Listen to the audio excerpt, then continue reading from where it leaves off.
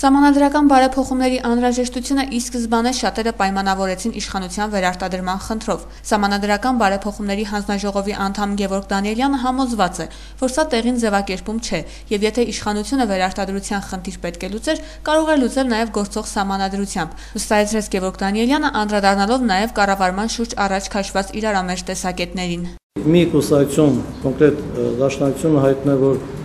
եթե անգամ չընդունվի խորհրդանական կառավարման ձևը, որպես հիմք իրենք կդադարեցնեն իրենց քննարկումները, ընդհանրապես մյուս քաղաքական ուժերը բոլորովին էլ դիրքորոշում են։ Այլ է քննարկումների ընթացքը հանրաքվեի շրջանակների ընդլայնման վերաբերյալ։ Այս հարցում միասնական կարծիք կա, եւ մեծամասամբ կողմն, որ սահմանադրությամբ ամրագրվի ցանկացած հարցի շուրջ հանրաքվե անցկացնելու իրավունքը։ Դա կարող է վերաբերել անգամ Եվրասիական տնտեսական միությանը Հայաստանի անդամակցության հարցին, վստահեցնում է իրավաբանական գիտությունների դոկտորը։ Այս ինստիտուտը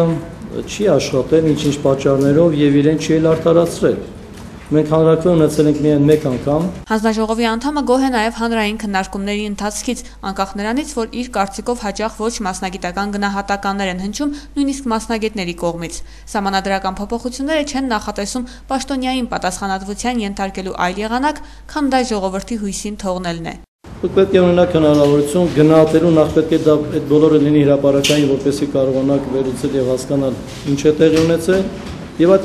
համատեքստում կարողանաք այլևս նրան չընտրել։ Պատասխանատվության եղանակը սա է։